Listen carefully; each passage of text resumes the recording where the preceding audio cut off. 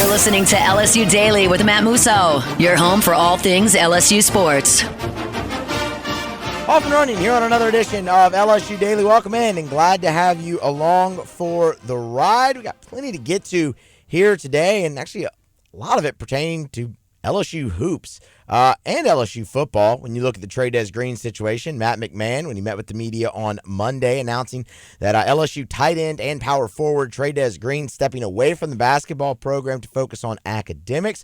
We have some thoughts on that. And, of course, the real big news surrounding LSU hoops on Monday was the report from Shea Dixon over at On3 that LSU is sticking with Matt McMahon after the 2024-2025 season with a commitment to NIL and building a team that can compete in the SEC for 2025-2026.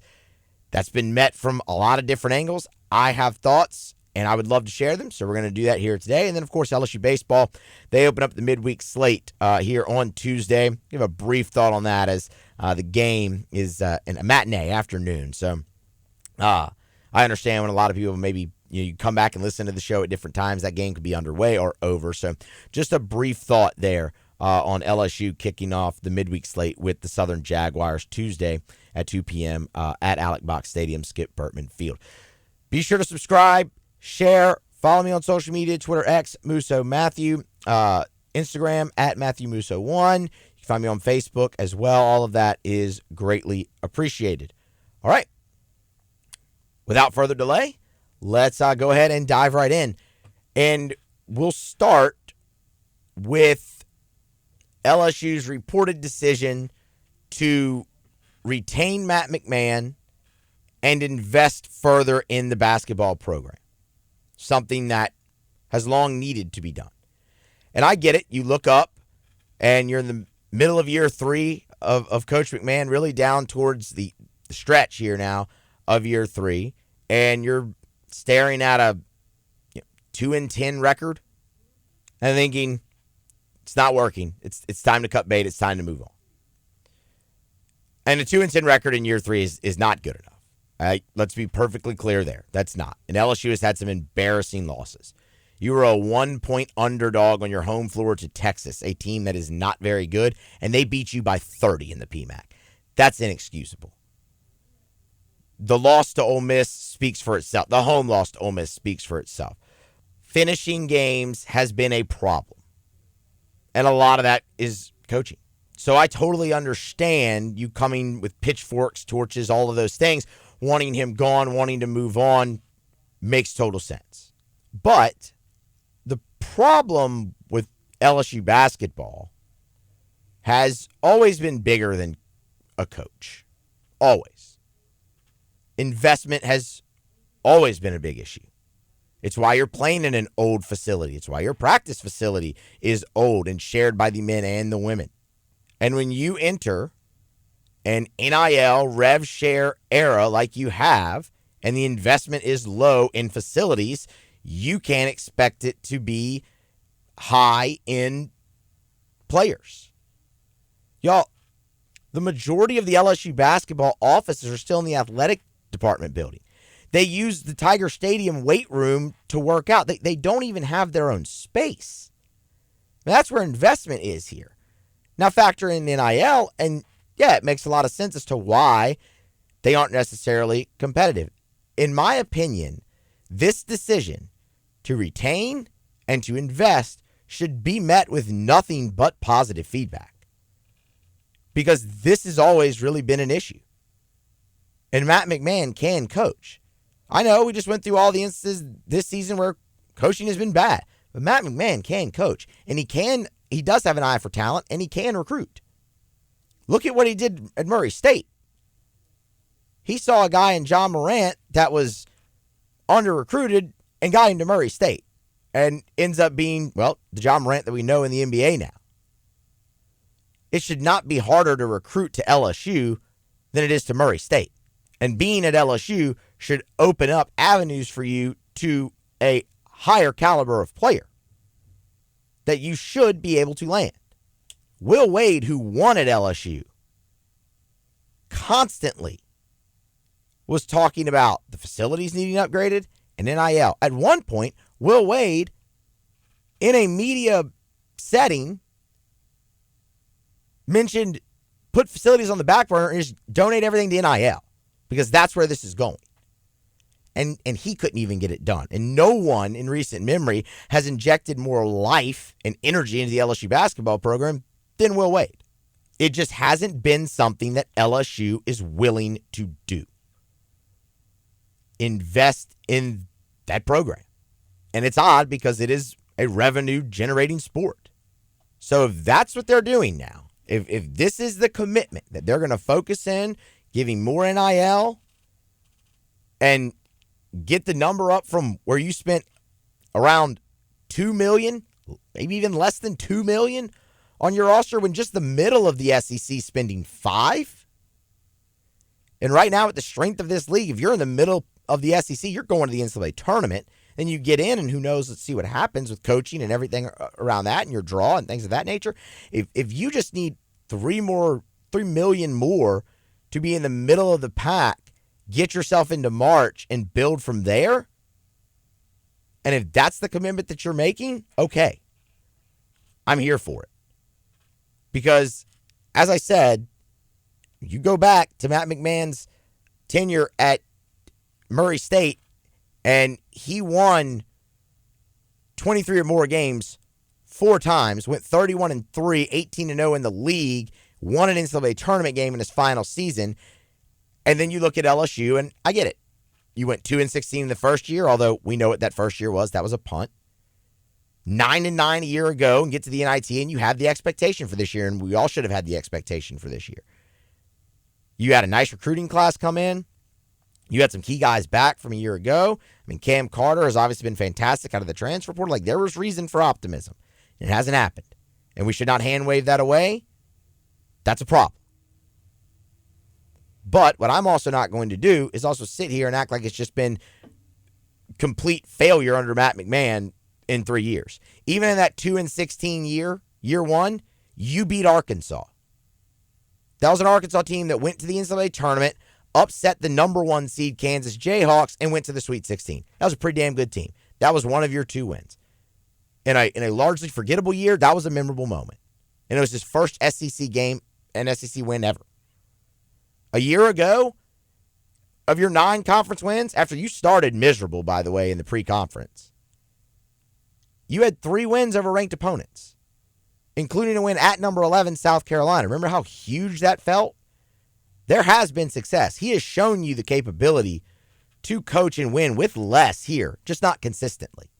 And in this day and age, with the strength of the SEC, what it is this season and what it will continue to be, because I don't think this is going to be a one-off. I'm not telling you the NCAA is going to be, the SEC is going to be as strong as is this season next, but it's still going to be a really good league from here on out because of the investments that have been made. If you want to compete in that and you want to give any coach a fair chance to do that, LSU has to make the investments too. So let's see if they do. They've said they're going to. I think that should be met with nothing but praise because it's something they've just never really been willing to do. And then you grade it off of that. You give him what he needs and see if he can't win here. And if he can't, then yeah, we have the conversation. You move on. You find someone else. You invest in them and see if they can. But it starts first and foremost with investment, which is something that this program has just never really had. And there is no time in college athletics where investment is more important than it is right now. So let's see. Let's see how it goes. We'll be having a much different conversation this time next year. Maybe 1, because they're competing, or 2, because you gave all that investment, it didn't work, and now it's time to look in another direction. That's the only 2 ways that it can go.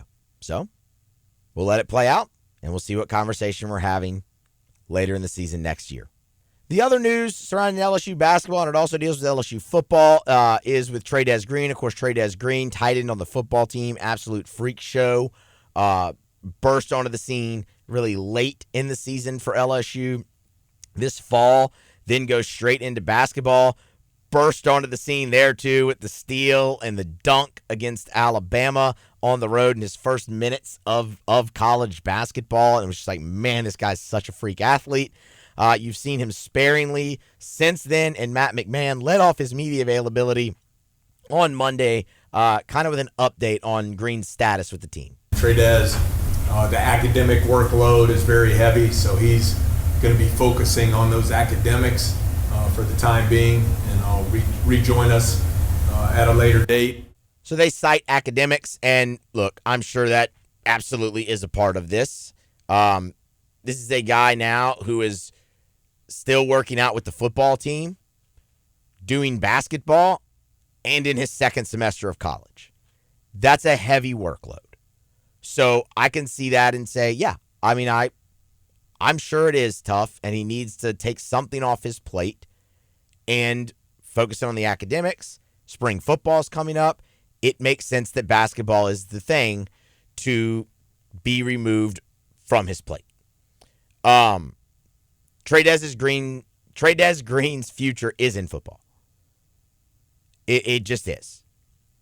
You look at a guy his size with his athletic ability on the gridiron, and you look at the next level and how the NFL values that type of player, how they value tight end, especially one with his skill set, again, size and agility, his future is in football. That should be his main focus, along with athletics. Along with academics. It is very, very difficult to complete the football, basketball, dual sport deal. The one you honestly see most is guys who can do one sport and then track. Football, track, because the seasons are completely opposite of each other, works. And when you look at Trey'Dez Green, the only time he's ever really going to be on the basketball floor is this small window right here. Because of what he means to the football program, they're not letting him go play basketball in November and December. It's just not where it's going to go. And also, he's not in basketball shape at that point. So he has a very small window anyway to play hoops. I know Matt McMahon said that they expect, hopefully to have him, or they're hopefully have him back at a later date. I don't think that's going to be anytime this season, because they're also not playing for anything substantial. And Green is only giving you, just about 7 minutes a game and 2 points per game in 6 appearances. The role isn't vast enough really to justify it and for it to make sense because of what's on the line for him in a football career and what's on the line for him this season, expanding his role and really taking the next step to a football career. And spring practice is going to be a pretty big part of that. I mean, LSU brings in Bauer Sharp at tight end, but Green's the next guy there, and LSU likes to use 2 tight ends. Brian Kelly favors that. And if Green picks up the blocking, he's going to be really tough to keep off the field. But it's in the passing game, obviously, where he's going to be most utilized. And to the academic end of it, if he does need to focus on that, then that plays into football too. Because you don't want any issues arising academically that could keep him off the football field. I'm not saying that those exist. I know nothing about Trey'Dez Green's standing academically with the university. I'm just like, if he's stepping away from basketball and the reason they're giving his academics, then he absolutely needs to go focus on that, because you don't want anything potentially to happen that could keep him off the field in the fall. So to me, this decision makes all the sense in the world. And I think it could be potentially, you have to wonder if it's the start of him focusing in on one sport, and that being football. Because again, that's where his future is football.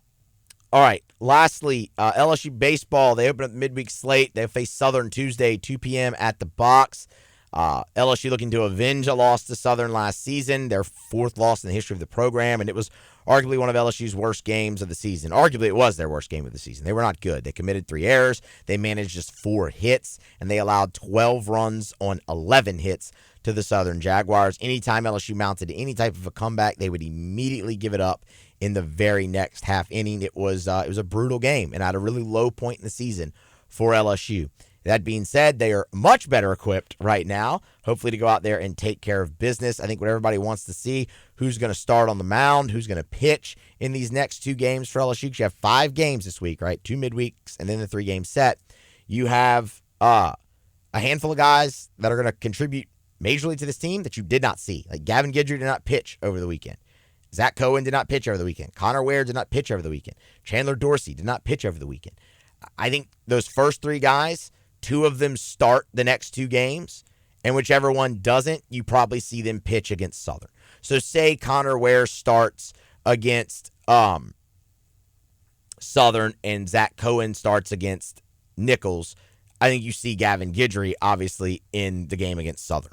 And then you start to look at guys who already pitched this past weekend coming back, and you start on Friday there. A guy like Jacob Myers, a guy like Kason Evans, Cooper Williams. Those guys out of the bullpen who have now had some rest, they can come back and obviously help you here. And then you kind of just go forth with that on to Wednesday, looking at guys who pitch Sunday, Saturday, and all of that regard. And you can really piece this thing together. You have plenty of arms to make it through this 5-game week. The other thing I will say is kind of start to look for the next 2 games. Who starts to separate themselves potentially? Is there separation happening? Because you have a lot of arms, but you're going to pare it down to 8-10 guys that you can count on. LSU's not going to use 12 guys in a weekend very much this season, especially when you get into SEC play. So you want to see which guys really start to separate even this early in the season when the sample size is small. Are there any signs that you can glean to know, okay, that guy's going to have a bigger opportunity?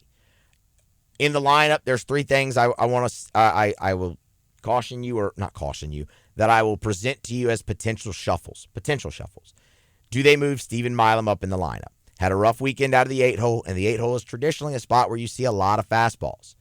But Stephen Milam's an accomplished hitter already in college baseball. Guys aren't just going to give in. There's a lot of tape. You can see how to get him out, even down in that spot in the lineup. Does LSU move him up potentially where there's a few more guys on base to where you kind of have to pitch to him a little bit more and see if you can't get him going early in the season? I'm not worried about Milam. He will hit.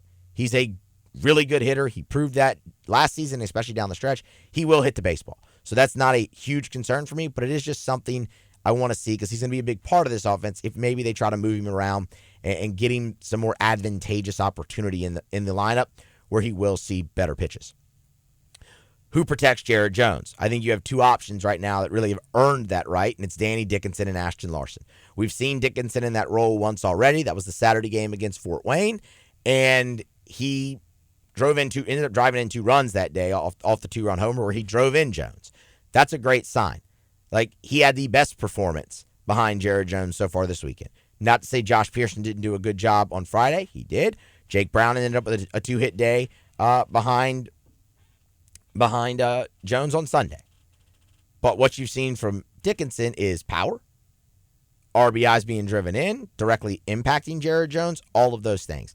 And then Ashton Larson's your leading hitter on the team right now at 667. It's a left-handed bat, so you'd be able to do your alternating thing depending on what's on the mound opposite of you.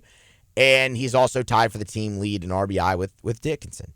So, I think it's got to be one of those 2 guys right now, and you'll see, and you'll continue with that experiment. But the one thing that makes it better is Jared Jones at the plate week 1 was awesome. Didn't punch out, drew 5 walks, left the yard, hit 286. He was really good. He did a lot of Jared Jones things, and he'll continue to get better. And lastly, with 5 games this week, does this open the door for Blaze Priester to get a start at catcher and some more extended at-bats? Because I think Priester's been very good behind the plate and what I've seen him in scrimmages and the few innings that he got to catch in opening weekend. He receives well. I like him, defensively blocking, things of that nature. The bat has been a bit of an issue. He got 1 AB over the weekend, punched out. Talked about back-to-back scrimmages that I was able to go out to, and he went 0 for 6 with 6 Ks. I want to see him with some extended ABs because right now that position's still pretty unsettled, but it definitely feels like it's Aaron Beatty and Hernandez battling it out. You have 5 games. That's a lot to ask those 2 guys to do. Can you get Blaze Priester to start some extended at-bats and see if that doesn't allow him to throw his name really back into that battle as well? Because that's going to be something that LSU has to figure out, and I don't think they're there quite yet. That's really what we're looking for. Southern game, but also Nichols and kind of the rest of the week as well. We'll obviously have plenty more LSU baseball talk as the week goes on, as they are now into their season fully. So be sure to subscribe, share, follow me on social media, and be here next time for more on LSU Daily.